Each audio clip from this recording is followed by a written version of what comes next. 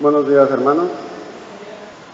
Hoy me voy a apurar desde el principio para no andar apurado al final, porque luego se me acaba la media hora. Vamos a orar. Por más que estemos apurados, ahorita queremos. Bendito Padre Celestial, te agradecemos que nos permites reunirnos como tu pueblo.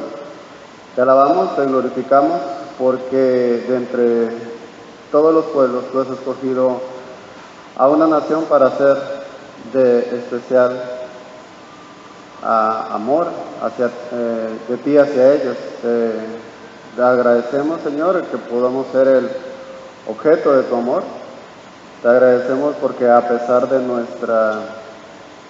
lo indigno que somos, tú has tenido gracias en nosotros, tú te has inclinado hacia nosotros cuando no había nada en nosotros digno de ser considerado. Te pedimos, Señor, que nos permitas crecer un poco más en el entendimiento de ti, en el entendimiento de tu reino y del papel que nosotros tenemos en este reino que ha venido al mundo. En el nombre de Cristo Jesús, oramos. Amén.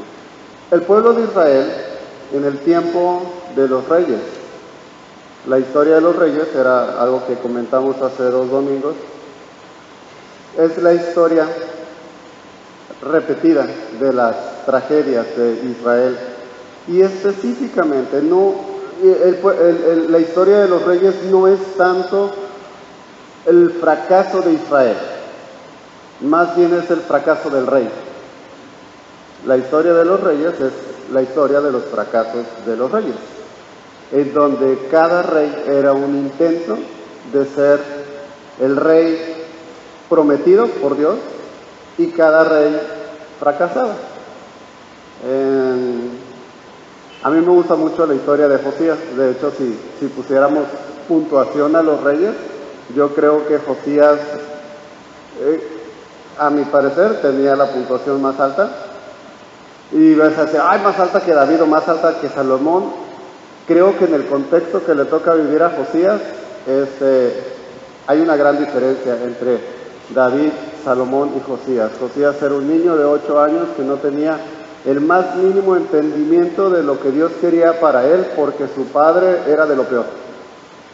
Entonces, vamos a decir, no está educado en los principios de instruir al niño en el camino de Dios, y él dijo, voy a servir a Dios, y no tenía ni idea de cómo servir a Dios. Lo que dijo él, vamos a limpiar el templo que tenía como 200 años sin ser limpiado, y ahí se encontraron los libros, y ahí encontraron cómo adorar a Dios, y encontraron lo lejos que estaban de Dios, y hubo un movimiento muy padre en donde todo el pueblo, Josías es el que lee el niño, ya en ese tiempo tenía como 14 años, pero él inicia su reinado a los 8 años. A los 14 años más o menos él les lee al pueblo de Israel, porque el escriba que encuentra los libros se los lee a él, y él se pone a llorar, dice, estamos fritos delante de este Dios santo, y se los lee al pueblo, y el pueblo tiembla con él. Pero siempre hay al final un ingrediente que siempre saca el cobre de cada uno de los reyes. Salomón, el más grande de los reyes, y al final siempre tiene que embarrarla. Sin embargo, esta demostración del cobre de los reyes era solamente una muestra de que ellos no podían ser. Ellos seguían siendo, no quiero decir que seguían siendo hombres, porque Cristo era hombre, también era Dios, pero era hombre. Pero ellos eran como otro hijo más del fracaso. Así como Adán era el hijo de Dios, así como Adán era la imagen de Dios, y así como Adán mostró el ser una imagen distorsionada de Dios, y el ser el hijo mala onda de Dios, todos sus descendientes siempre tuvieron algo de bueno por Dios, pero al final siempre mostraban que no eran los que Dios estaba esperando, el que Dios había prometido. Y en esa historia de los reyes culmina con el exilio. Moisés, antes de entrar en la tierra de Canaán, les dijo: no se te vaya a olvidar quién te mete en la tierra de Canaán.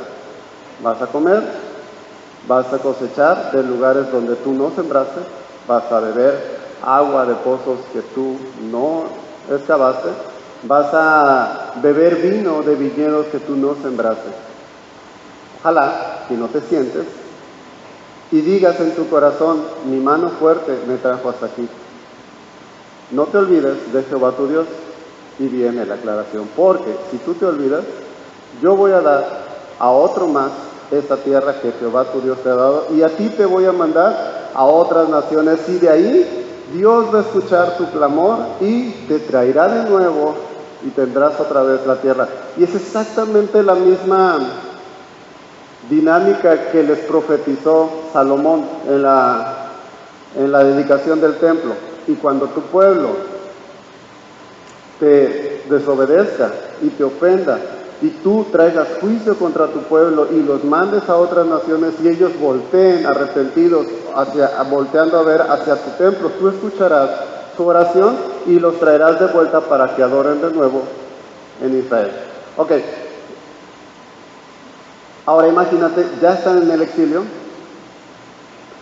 y están empezando a regresar del exilio de una manera muy incierta. No es así como una peregrinación en donde todos vamos muy contentos a Jerusalén a reedificar la ciudad. No, no hay ciudad, no hay fortaleza, no hay protección. Nehemías, Esdras están construyendo con una mano con la espada y la otra mano pegando bloc, porque están los enemigos alrededor de ellos diciendo: te vamos a matar y no vamos a permitir que tú construyas este muro.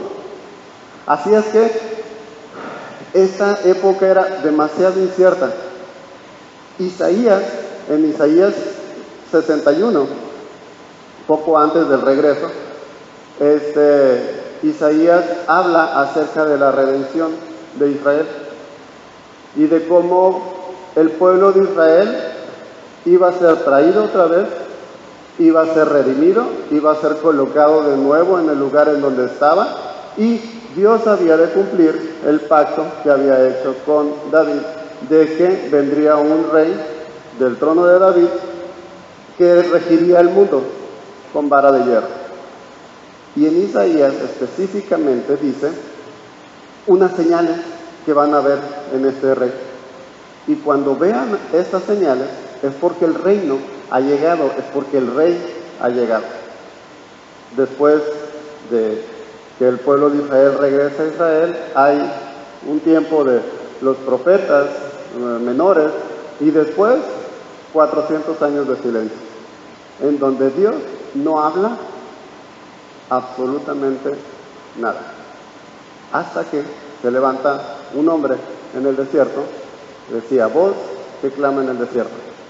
Juan el Bautista. Después de 400 años se levanta un gran profeta, y con lo que él inicia, o la predicación que él traía, es: arrepentidos y bautícense. ¿Por qué? Porque el reino de los cielos se ha acercado. El pueblo de Israel dice: ok, el reino de los cielos se ha acercado. Isaías 11, Ezequiel, Jeremías, y entonces lo que estábamos hablando la semana pasada, las promesas de que Dios ha de restaurar este reino que pues todavía no está restaurado, porque en esos 400 años y 200 años antes de los 400 años de silencio, pues fueron 5 reinos: los persas, los babilonios, los medos, los griegos y los romanos. Y seguimos bajo el imperio romano.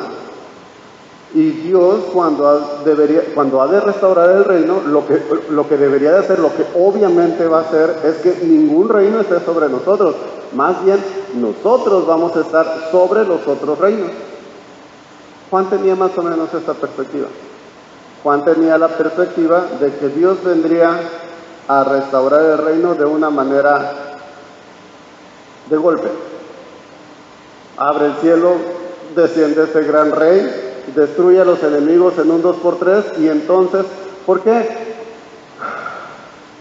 porque Dios lo había prometido. Nunca dijo que iba a ser de manera inmediata, pero ellos lo asumieron.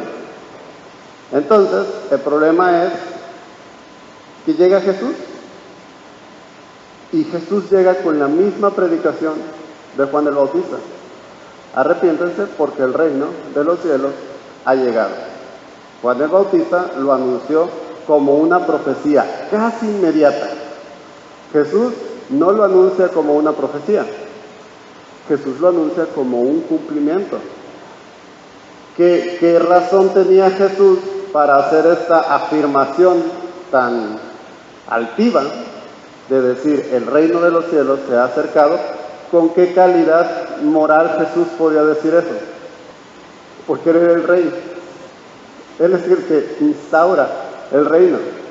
A final de cuentas, él es el único que podía decir de una manera plena, el reino de los cielos se ha acercado.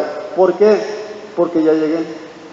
Y lo que estaba esperando Israel está delante de sus ojos. Así es que bajo esa predicación, Cristo inicia su ministerio dando a entender que el reino de los cielos se había acercado, había llegado.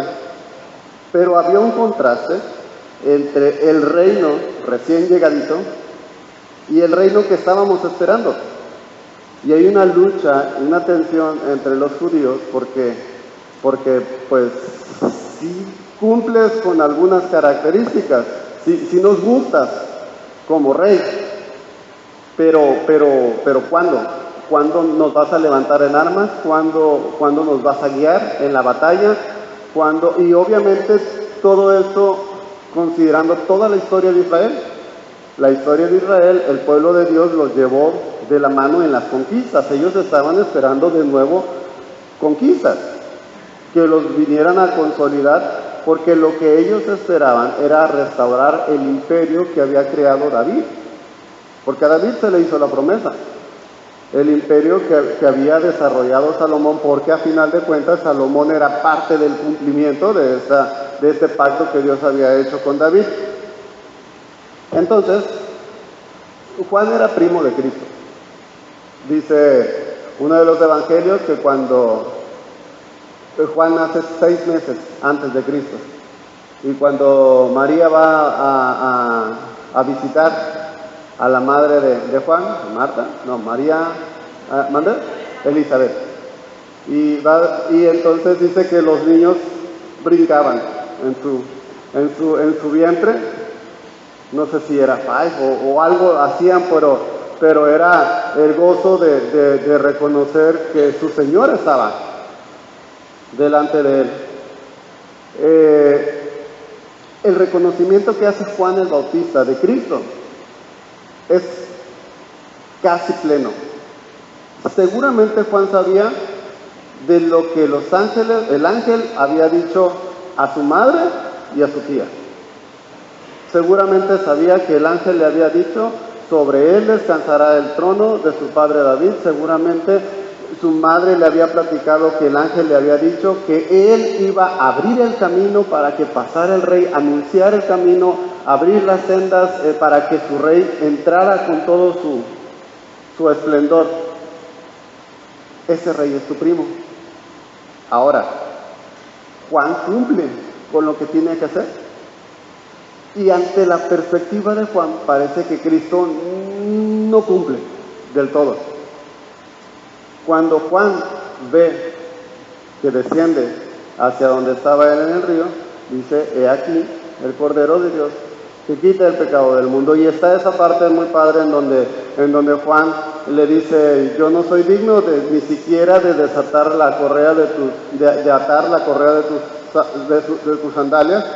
Después de que Jesús le dice, bautízame. A final de cuentas lo bautiza. Le dice a Jesús que es necesario que lo bautice. Y en el bautizo de Jesús, Juan hizo algo impresionante. Jesús mismo lo dice en Lucas. Ahí están los textos para que lo vean en su casa. Jesús le dice de Juan, que Juan era el profeta más grande que jamás haya existido.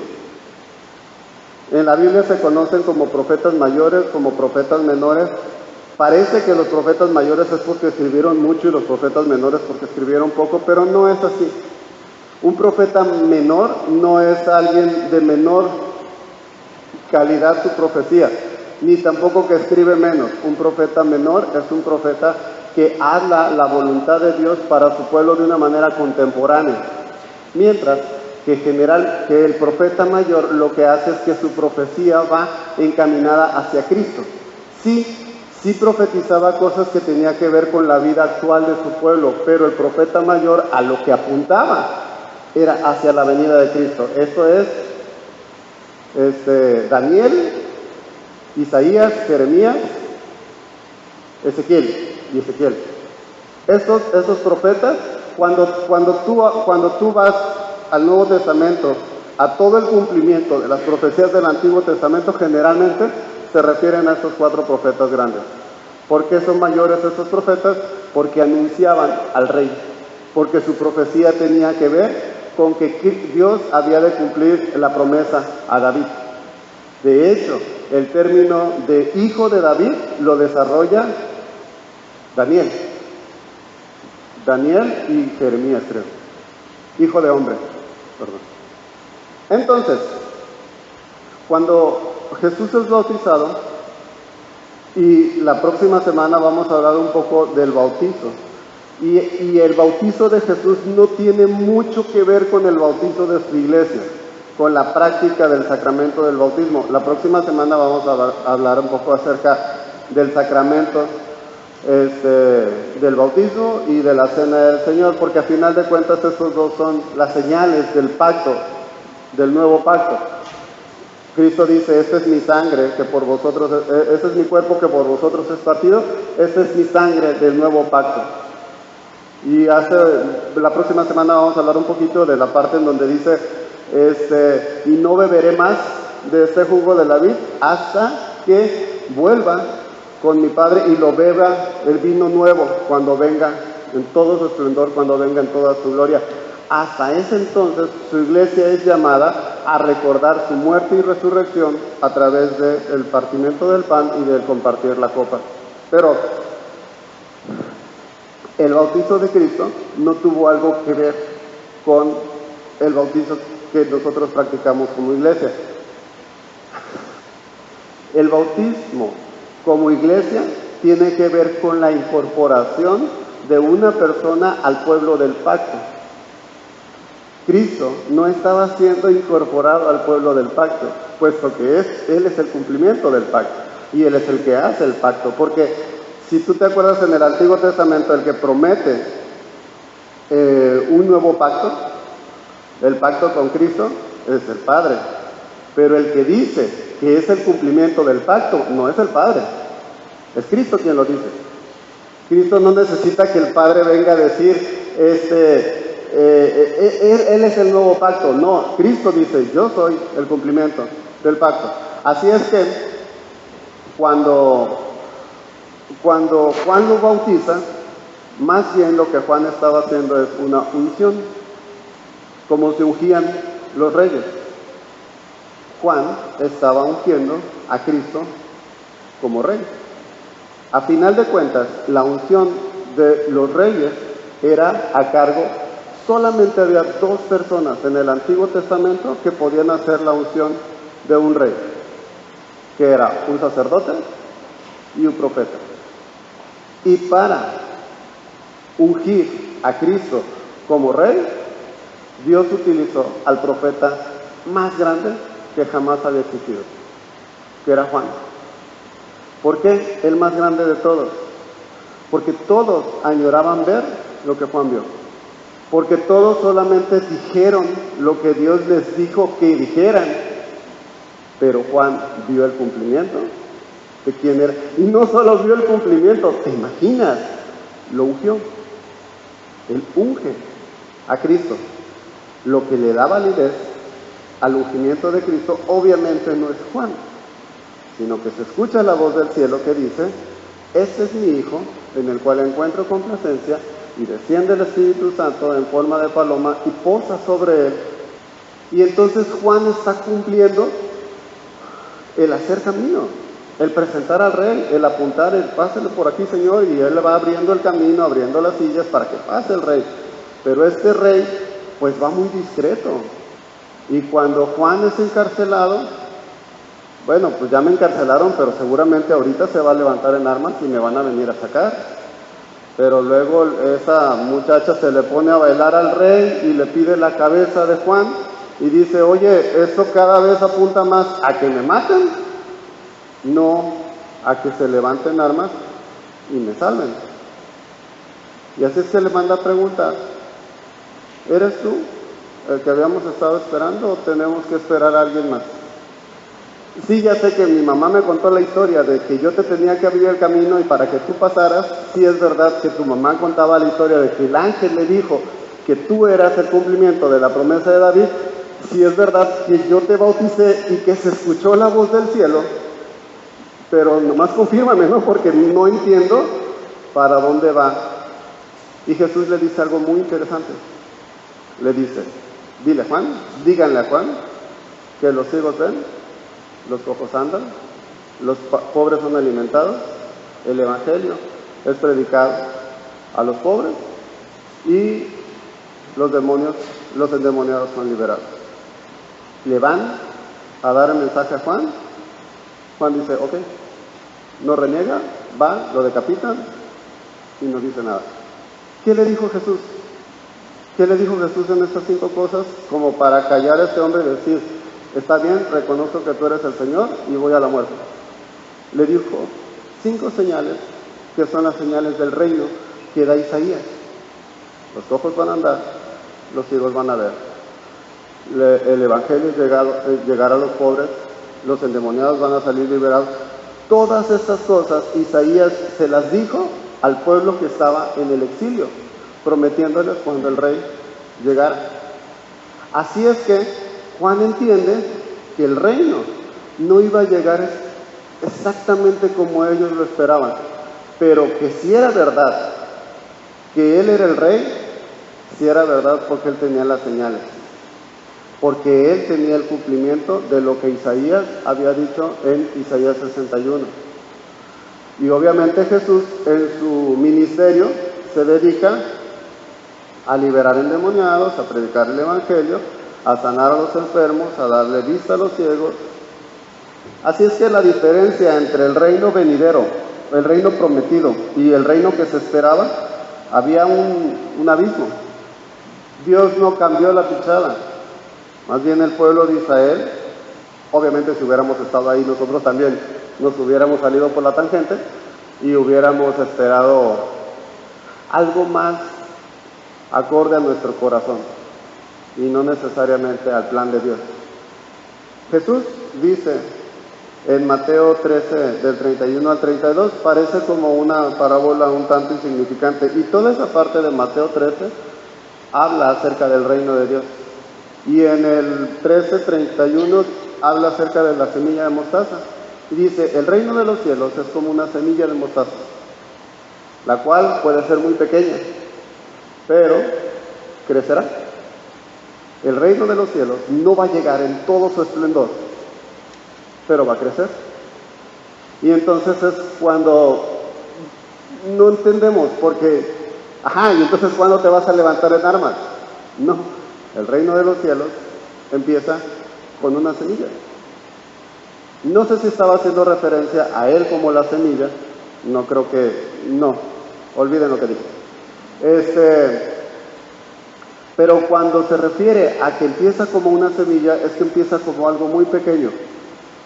Queremos el cumplimiento ya, nos estamos ahogando. El imperio romano no afloja, nos sigue aplastando. Así es que lo lógico es que Dios venga y nos saque, así como nos sacó de Egipto, así que nos saque a nosotros también. Y Jesús le dice, no es así. Este reino va a ir de menos a más. Pero a partir de que inicia el reino, ya está presente. Y aquí me gustaría que pudiéramos ver que Cristo presenta el reino de una manera, en teología se escucha un poquito absurda la frase, pero así es. Se le dice el ya, pero todavía no. Ya es algo presente, ya es algo real, pero todavía no. Y hay una parte en la que ya estamos viviendo el reino de Dios y hay una parte en donde no estamos viviendo el reino de Dios. Hay una parte que ya es real en nuestra vida, pero hay una parte en la que todavía no ha llegado a su plenitud. Esto que estamos viviendo, lo que tenemos ahorita del reino de Dios y de este rey que ha llegado a inaugurar su reino, es mucho más grande de lo que nosotros pudiéramos haber alcanzado. Es el cumplimiento inicial de la promesa de Dios, pero al final de cuentas no está concluida. Así es que este ya, pero todavía no, lo podemos aplicar en un montón de áreas en nuestra vida. Lo podemos ver en nuestra relación con Dios, en donde podemos evaluar nuestra vida y decimos, oye, pero yo entiendo que el Espíritu Santo vive en mi vida, pero todavía sigo flaqueando en algunas áreas de mi vida, pero todavía sigo siendo débil en algunas áreas de mi vida, pero me